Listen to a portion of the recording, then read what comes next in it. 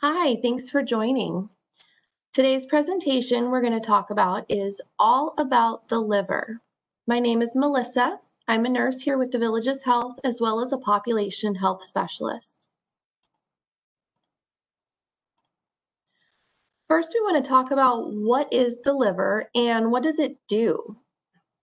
So your liver is the body's largest solid organ. On average, it's about 3 pounds in grown adulthood, and it's roughly the size of a football. The liver is vital to the body's metabolic, detoxification, and immune system functions. Without a functioning liver, a person cannot survive. The liver actually does many things. So on the right side, you can see the major functions with the metabolic processes that the liver actually does. So it breaks down and converts certain substances within the body. It also works on balancing energy metabolism by converting glycogen to glucose and storing extra glucose by converting it to glycogen.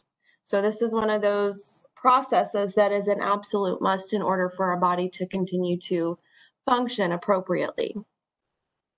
Another thing that the liver does is it helps making toxins less harmful to the body and also removes them from the bloodstream. So it rids our body of toxins that we don't need. So you can see all of these functions listed here. The liver is extremely important. Now, the liver also plays major roles in the following. So it works in creating immune system factors that can help our body fight against infection, works in creating proteins responsible for blood clotting. It works in breaking down old and damaged red blood cells. Also works at storing extra blood sugar as glycogen, as well as producing and breaking down proteins and removing alcohol from the blood. So the liver is a multi-purpose organ. It does many jobs inside that we're not even aware of. It just works on its own. And today, during this presentation, we're going to talk about some of the disorders that can affect the liver. This image here shows you where the liver is located within the body, and you can also roughly see the size of it. So the liver pictured, it's the only colored piece that you can see here, and it is roughly the size of a football. Even some say it's sort of the shape of a football as well. So the diseases that we're going to talk about, the disorders we're going to talk about in this presentation are fatty liver, cirrhosis, alcoholic hepatitis, non-alcoholic steatohepatitis or NASH, hepatitis A, B, and C. We're going to go through all of these in this presentation and give you some more detail about them. First, we're going to start with fatty liver. So before we discuss, let's look at the picture listed here on the left. So the red or maroon picture, that's a healthy liver. You can see in the image listed there below, you can see what the cells look like within the liver. And then compare it to the picture on the right. That's what a fatty liver looks like. So you still have all of the cells, but then you have little pieces of fat spread throughout the liver. That in turn can cause damage. So fatty liver is also known as hepatic steatosis. It happens when fat builds up in the liver. Having a small amount of fats in your liver is normal, but too much can be a problem. Too much fat in your liver can cause liver inflammation, which can then damage your liver and cause some permanent scarring. And in severe cases, the scarring can actually lead to liver failure. Now, when fatty liver develops in someone who drinks a lot of alcohol, it's known as alcoholic fatty liver disease, or AFLD. Now, another thing you're going to notice throughout this presentation, we have a lot of acronyms. So we have them listed out what they stand for, as well as the acronyms, so you can see exactly what they mean. So in someone who does not drink a lot of alcohol, it's known as non-alcoholic fatty liver disease. So NAFLD. So again, you can see the picture on the left. That's a normal, healthy liver. There may be some fat, a few fat deposits throughout, but a fatty liver is considered more fat spread throughout the cells and causing some scarring. Now, in most cases, fatty liver causes no noticeable symptoms, but someone may feel more tired than normal, or they may experience some discomfort or pain in the upper right side of the abdomen. Some people with fatty liver disease develop complications, including scarring in the liver. So this is also called liver fibrosis. Scarring and fibrosis means the same thing. If you develop severe liver fibrosis, it's known as cirrhosis. So that's scarring that is permanent. Now, some of the causes of fatty liver usually develops when your body produces too much fat or doesn't metabolize fat efficiently enough. Then the excess fat is stored in the liver cells where it eventually accumulates and causes fatty liver disease. There are many factors that can actually play a role. So we have obesity, high blood sugar, insulin resistance, high levels of fat, especially your triglycerides in the blood. Now, there is also a note here, certain genes may also raise your risk of developing fatty liver. So there may be a hereditary piece in this as well. Currently, there are no medications that have been approved to treat fatty liver disease. There's a lot of research being done and still a lot more needed to be able to develop and test medications for this condition. But in many cases, certain lifestyle changes can help reverse fatty liver disease. For example, the doctor might suggest you limit or completely avoid alcohol. They might suggest taking steps to lose weight or make changes to your diet. So it's a complete lifestyle change that would be necessary to help reverse the fatty liver disease. If you've developed complications, your doctor might recommend additional treatments. So they may, again, recommend that lifestyle changes. They may also suggest certain medications depending on what complications are associated. Or they may also suggest surgery, depending on exactly what complications or symptoms you're experiencing. They may suggest certain surgeries to help alleviate those. Now, cirrhosis can lead to liver failure. And if you do develop liver failure, depending on the severity of it and any of your other medical conditions, you may eventually need a liver transplant. So that moves us right into our next topic. So we have cirrhosis. Now you can see the two pictures here. There's a pretty significant difference. The picture on the left is a normal liver with no signs of any scarring. The outside appears to be very smooth. And inside as well, you have your normal cells with some occasional fat deposits inside. And then the picture on the right shows the scar tissue that has replaced, it's taken over the normal liver tissue. So cirrhosis is a late stage of scarring or fibrosis of the liver caused by many forms of liver diseases and conditions like hepatitis and chronic alcoholism. Each time your liver is injured, whether by disease, excessive alcohol, or another cause, your liver automatically tries to repair itself. So in the process, scar tissue forms. As it's trying to repair, it forms some scar tissue to try to heal. So as cirrhosis progresses, more and more scar tissue forms, making it more difficult for the liver to function. And when it gets to this point, it's not able to repair itself. It's not able to do all of the jobs and roles that the liver has. So advanced cirrhosis is life-threatening. The liver damage done by cirrhosis generally cannot be undone. It's usually permanent. But if it is diagnosed early and the cause is treated, further damage can be minimized and sometimes can even be reversed. So if it's caught early, they may be able to make some helpful treatment options to at least slow the process of the scarring down. And in some cases, if it's caught very, very early, they may be able to reverse some of that. So that's good to know.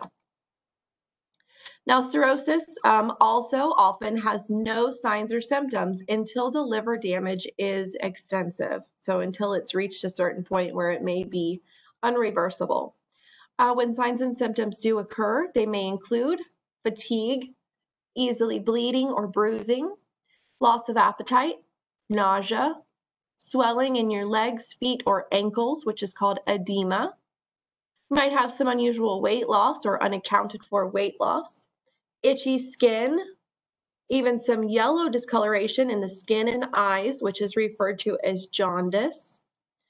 A common one is called ascites. This is a fluid accumulation in your abdomen.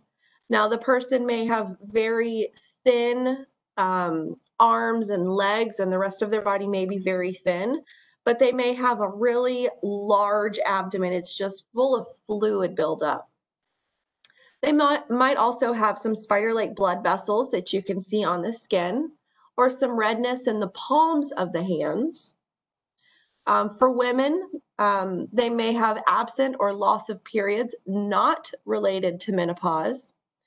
For men, some experience a loss of sex drive, breast enlargement, which is gynecomastia, or even testicular atrophy, so shrinkage of the testicles. Another symptom or sign that could be related is confusion, unusual confusion, I will say. Drowsiness and slurred speech. So this potentially could be hepatic encephalopathy.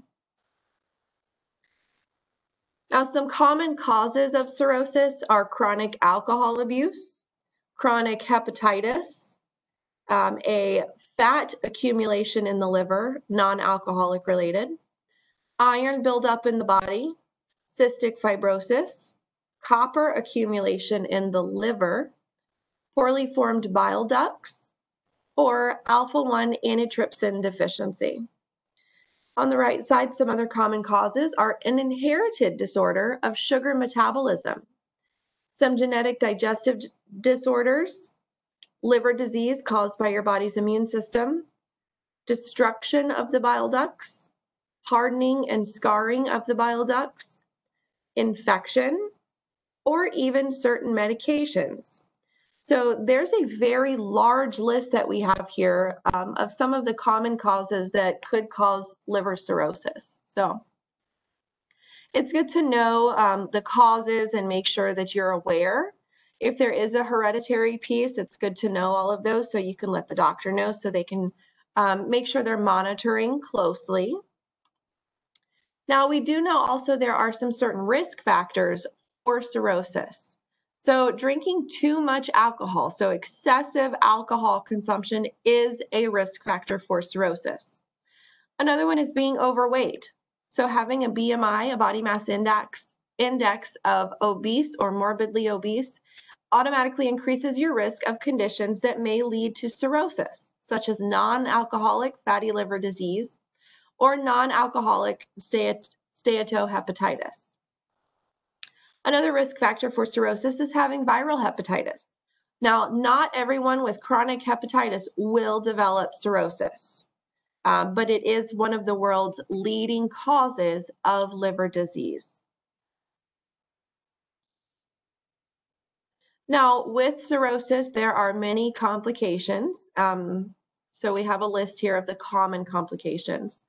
High blood pressure in the veins that supply the liver, which is called portal hypertension, is a very common complication of cirrhosis. Another one is swelling in the legs and abdomen. Now, specifically with the abdomen, which is the fluid accumulation called ascites, that is a very, very common complication that we see with cirrhosis. Another one is enlargement of the spleen or splenomegaly is a possible complication of cirrhosis, as well as unusual bleeding or bruising. Infections, you're at a higher risk for developing certain infections as a complication of cirrhosis. Even malnutrition, a buildup of toxins in the brain, which we discussed as hepatic encephalopathy. That's the one that causes the unusual confusion, slurred speech, something that's completely out of the blue. Another one that we also discussed is the yellowing of the skin or eyes, which is called jaundice, certain bone diseases, and you're also at a higher risk of liver cancer if you have cirrhosis of the liver. So these are all very possible complications that could potentially develop if you have cirrhosis of the liver. So we know there are some ways to prevent this disorder. So reducing your risk of cirrhosis involves you doing a few different things. Many of them involve a healthier lifestyle. So number one is do not drink alcohol if you have cirrhosis. If you have liver disease, if you have cirrhosis or any other liver disease, you should avoid alcohol. You should also eat a healthy diet and maintain a healthy weight. So this is again part of that healthier lifestyle. So try to choose a plant-based diet that's full of fresh fruits and veggies. Make sure you get a good variety of them because the different colors of the fruits and veggies provide your body with different nutrients and minerals that it needs. Also try to select whole grains and leaner choices of proteins. And then ideally, you want to reduce the amount of fatty and fried foods that you eat. Now, with the healthy weight, an excessive amount of body fat can damage your liver. So if you don't know what your recommended weight is, you can talk to your healthcare provider and they can let you know where you are now and what your ideal weight would be. And then you can get a weight loss plan and start to work on that to achieve your goal. Now at the bottom here, reduce your risk of hepatitis. So this is another way to prevent cirrhosis. Sharing needles and having unprotected sex can increase your risk of hepatitis B and C. So make sure you talk to your doctor about the hepatitis vaccines and see if that's something that they recommend for you. So next we're going to move to alcoholic hepatitis. This is an inflammation of the liver caused by excessive amounts of alcohol. So again, we have the picture on the left. The top one is a normal looking liver and the bottom one has stage 2 alcoholic hepatitis, alcoholic liver disease. The prognosis for this, it is reversible if you stop drinking permanently. There's a big emphasis on permanently. This can be fatal if you do have alcoholic hepatitis and you continue to drink. So alcoholic hepatitis is most likely to occur in people who drink heavily over many, many years. However, the relationship between drinking and alcoholic hepatitis is very complex. There's a lot of pieces to it that we're actually still looking into, still evaluating. Now, not all heavy drinkers develop alcoholic hepatitis, but the disease can occur in people who drink only moderately. So now they're saying that you don't necessarily have to be a binge drinker, have to be a heavy drinker over many years. It can occur in those that only drink moderately. If you are diagnosed with alcoholic hepatitis, you must stop drinking alcohol. People who continue to drink alcohol face a high risk of liver damage and even death. Like we said, this can be fatal if you do have this disease and you continue to drink. Now, some of the symptoms with alcoholic hepatitis, the most common sign is yellowing of the skin and the whites of the eyes, which is called jaundice. Some of the other signs and symptoms that we see here are also very similar to those that we discussed in the previous slides with fatty liver and cirrhosis. Another one is malnutrition. This is common in people with alcoholic hepatitis. So drinking large amounts of alcohol suppresses the appetite, and heavy drinkers tend to get most of their calories from alcohol. So they're not getting the nutrition that their body actually needs to be able to function appropriately and how it needs to. Some additional signs and symptoms that occur, again, are very similar to those of cirrhosis. So the fluid accumulation in the belly, unusual confusion and behavior changes because of the buildup of toxins, mainly because the liver is not able to break these toxins down and get rid of them. So they're just continuing to build up, and it can cause some dementia-like symptoms. Another potential sign or symptom that could occur with severe alcoholic hepatitis is kidney and liver failure. So now we're not only affecting the liver, we're also affecting the kidneys. So you can see how this could potentially be fatal if you continue to drink alcohol. Some possible causes of alcoholic hepatitis. Well, we know that it develops when the alcohol you drink damages your liver. So, exactly how alcohol damages the liver and why it is done so only in certain heavy drinkers isn't clear. So, like I said, they're still doing a lot of research and studies on this to try to figure out why some heavy drinkers are affected, why some moderate alcohol drinkers are affected. There's a lot of still unknowns that they're looking into. Now, these factors are known to play a role in alcoholic hepatitis. So, the body's process for breaking down alcohol produces highly toxic chemicals. These chemicals then trigger inflammation that destroy the healthy liver cells.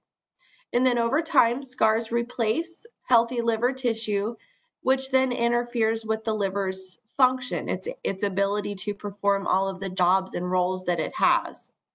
And then the irreversible scarring or cirrhosis is the final stage of alcoholic liver disease because at that point, the scarred tissue has now taken over the healthy tissue, and the liver is not able to do the jobs that we need it to do for our body to be able to maintain. Certain risk factors for alcoholic hepatitis. The major risk factor is the amount of alcohol you consume. It's in the name, alcoholic hepatitis. Now, how much alcohol it takes to put you at risk is not known yet. But there are a few other categories for risk factors that we are aware of.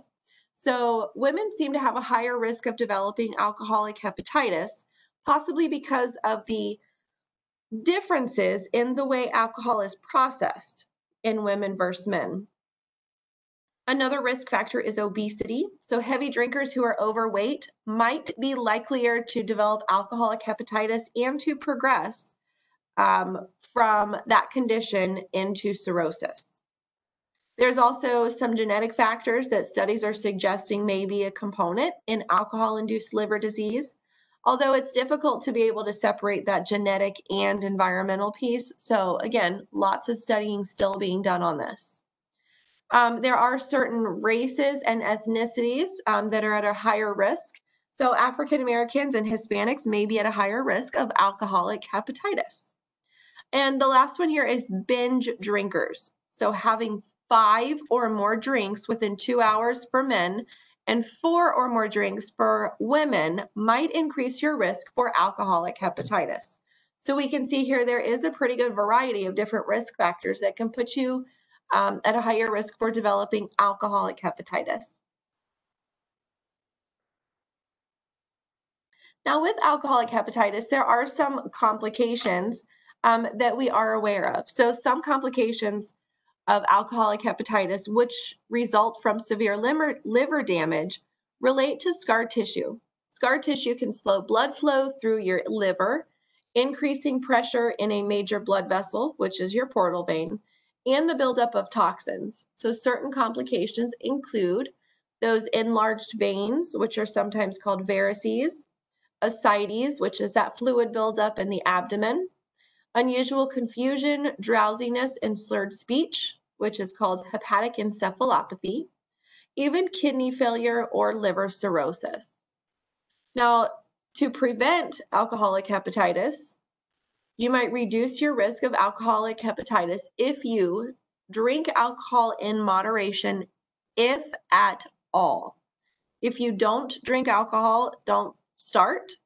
If you do drink alcohol and have developed alcoholic hepatitis, moderation is key if you must continue to drink. But if you can stop, that is going to be your best bet and hopefully trying to reverse this disease. Also, protect yourself from hepatitis C. Talk to your doctor, see if there's anything else that they would suggest as far as prevention. And then check before mixing medications with alcohol. There are some medications that they do suggest not drinking alcohol. Do not mix alcohol with this medication. So talk with your doctor, talk with the pharmacist, read the label on your medications. They can let you know if it is suggested or not suggested to mix alcohol with your pills.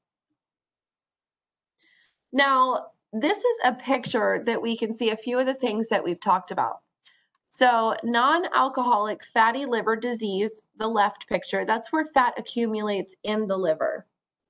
Then in the middle, we have NASH. This is what we're going to talk about next. It's non-alcoholic steatohepatitis, NASH, N-A-S-H.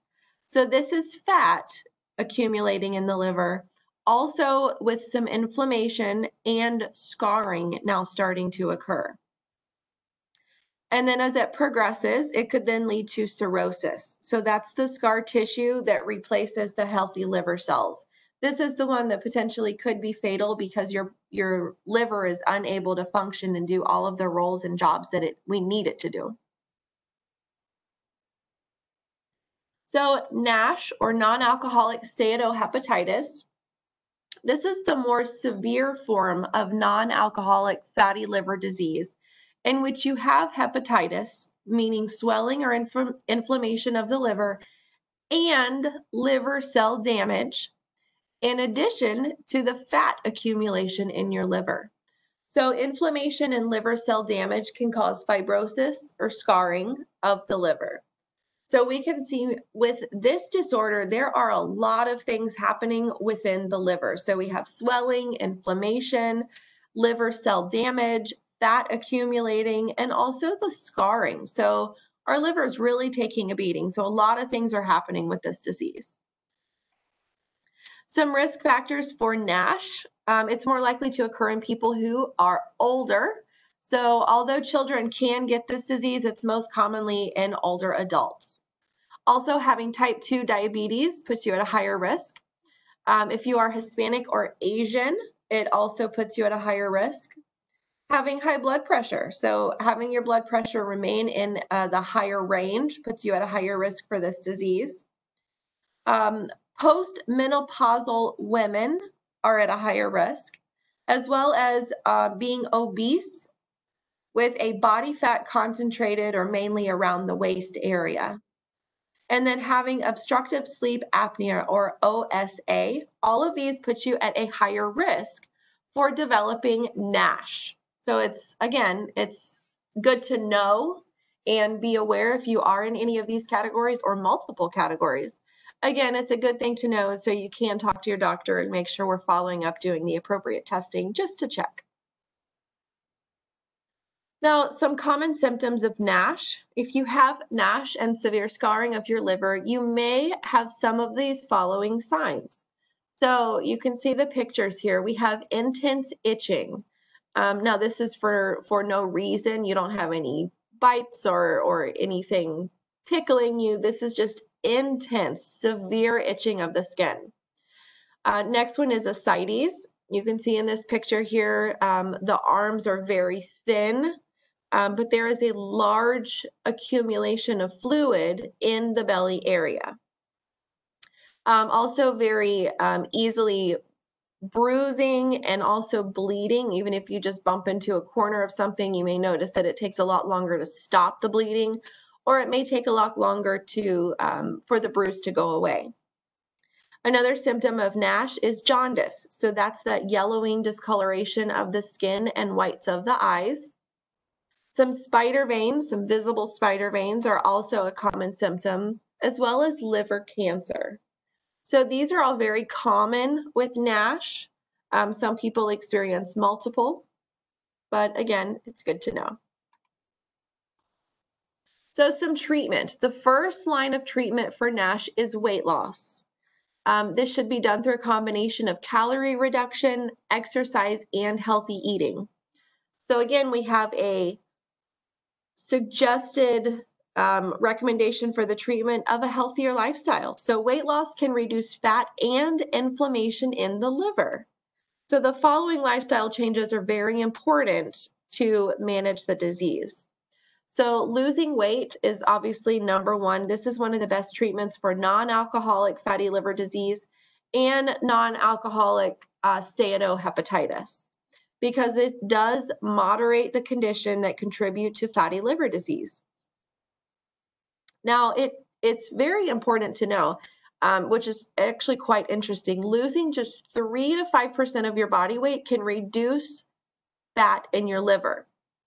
Losing 7% of your body weight can decrease inflammation in your liver. So if you're overweight or obese or even morbidly obese, doctors can typically recommend you lose gradually. Now, this is not in 1 month, this is gradually. Lose 7 to 10% of your body weight over the course of 1 year. Rapid weight loss through fasting is not recommended, and it can actually make the disease worse.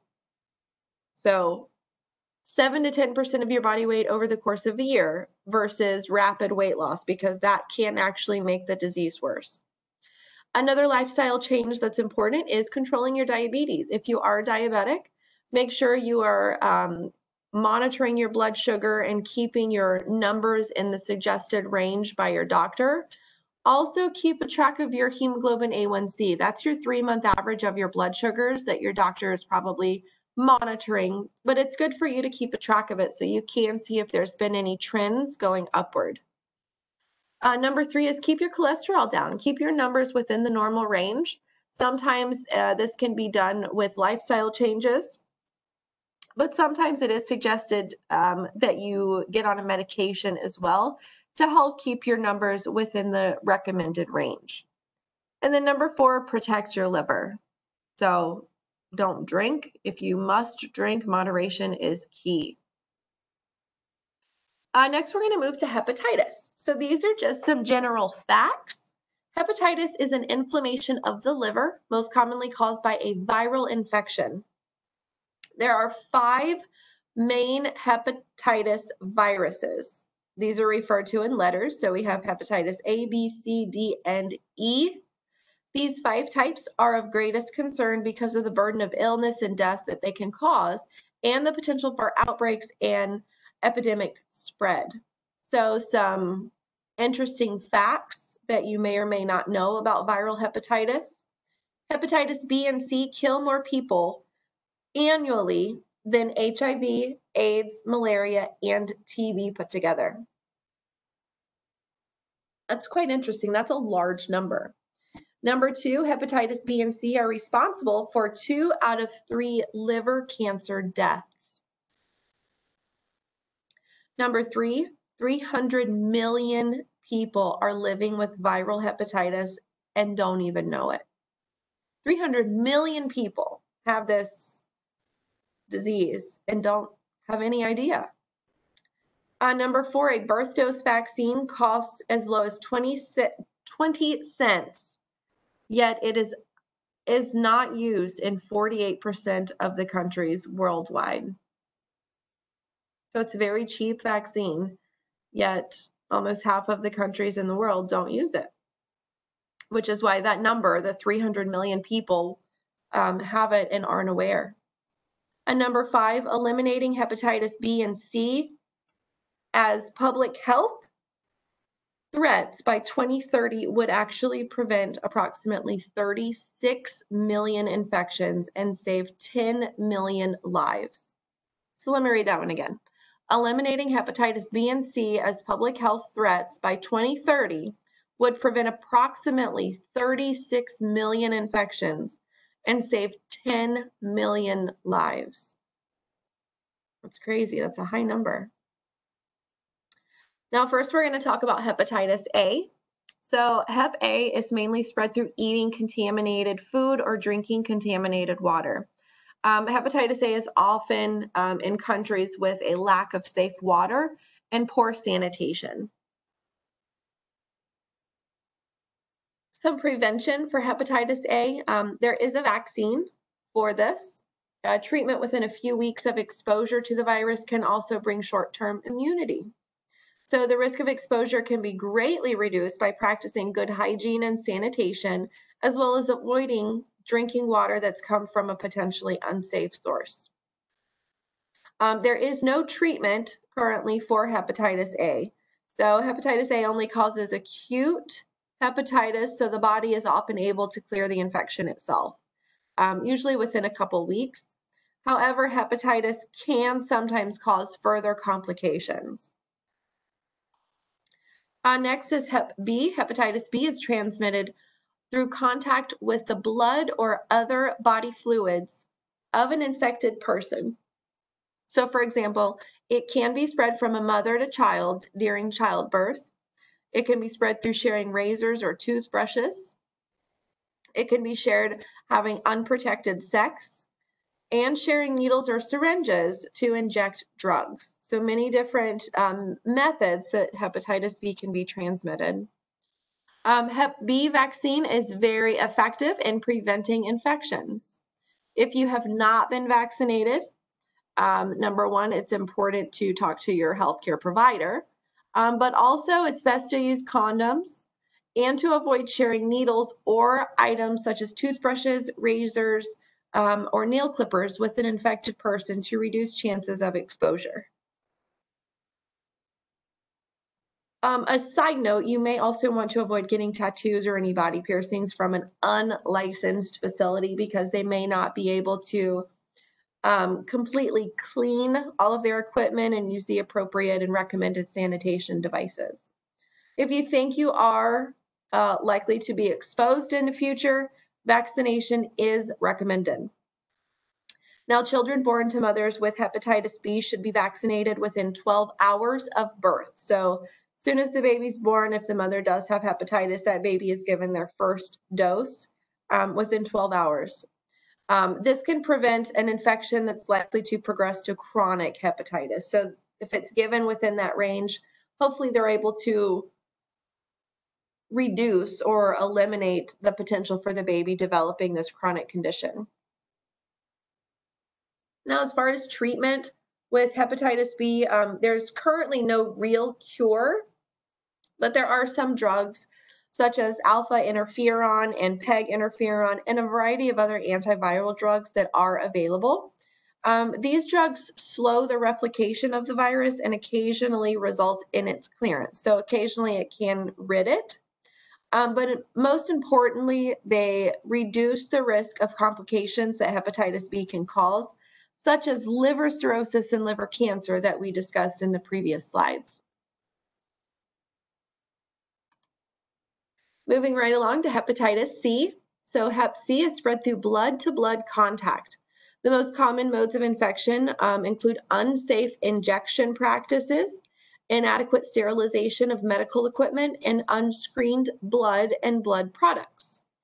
It can also be transmitted through certain sexual practices where blood is involved. So whether it can be transmitted sexually without the presence of blood remains unclear. So a lot of things still being researched on this as well. If it does happen, it appears to be extremely rare, although the risk may be increased by the presence of other sexually transmitted infections. So lots of studies still being conducted on this as well.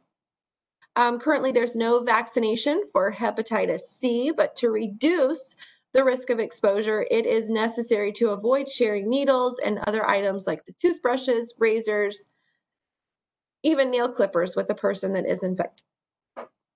You should also avoid getting tattoos or body piercings from unlicensed facilities. So same thing from hepatitis B that we just discussed. There's no, for treatment, treatment can cure hepatitis C infection. Now, people with different hepatitis C genotypes respond differently to treatment. Some are more successful with the treatments than others, but the differences between the genotypes is disappearing because cure rates with new drugs are very close at 100%. So we're close to being able to get this treatment. Now, hepatitis D and E, both of these are uncommon. They're not common in the United States, but we're going to discuss them briefly as well. So hepatitis D is passed on through contact with infected blood. This only occurs in people who are already infected with hepatitis B. So if someone already has hepatitis B, they potentially could develop with hepatitis D as well. People who are not already infected with hepatitis B can therefore prevent hepatitis D infection by getting vaccinated against Hep B. Avoid sharing needles and other items, as we discussed. Also, avoid getting tattoos or piercings from unlicensed facilities. Now, the treatment for hepatitis D consists of interferon, but it is not very effective. Still a lot of studies also being done on this as well. And hepatitis E, this is like hepatitis A. It's mainly transmitted through eating contaminated food or drinking contaminated water. There are outbreaks generally occur where there is lack of safe water and poor sanitation. Currently, there is no vaccine. Currently there is a vaccine to prevent hepatitis E, but it is not widely available. So there is a vaccine, but not many places have it. So reduce the risk of exposure to hepatitis E by practicing your good hygiene and sanitation, and avoid drinking water that's come from a potentially unsafe source. There is no treatment for hepatitis E, but people usually recover by themselves. Usually your body's able to rid of the virus itself, but if left untreated and the poor hygiene and poor sanitation continues, it can be fatal in some cases. So an overview of everything that we've just gone over. Liver disease can be inherited. Liver problems can also be caused by a variety of other factors that damage the liver, such as viruses, alcohol use, and obesity. Over time, conditions that damage the liver can lead to scarring, which is cirrhosis, which can then lead to liver failure, which is a life-threatening condition. But early treatment may give the liver time to heal and regenerate. So talk to your doctor if you have a family history of liver disease. Have your routine lab tests that monitor your liver enzymes, and tell your doctor if you notice any changes. You are your body's best advocate, so if there's anything going on or anything new that you're unsure of, talk to your healthcare provider. That is what they're there for. And they can do, if needed, they can do some more testing to see exactly what's going on. Some of the resources that were used for this presentation are the American Liver Foundation, Canadian Liver Foundation, Mayo Clinic, World Hepatitis Alliance, and the NASH Education Program. I hope you've enjoyed this presentation. It has been a lot of information, so I hope you're able to get any questions or concerns addressed. If you have any other questions, we do invite you to give us a call at the office, and we'll be happy to answer those questions and talk to you further about this. On this slide here, if you could get your cell phone out, put it in the camera mode, and you can scan this QR code on the right and give us an evaluation. Let us know what you thought of the presentation. We greatly appreciate your feedback, and it's very important to us to be able to continue to create new presentations and seminars to offer to our community. Hope you have a great day, and again, I hope you enjoyed the presentation. Thank you.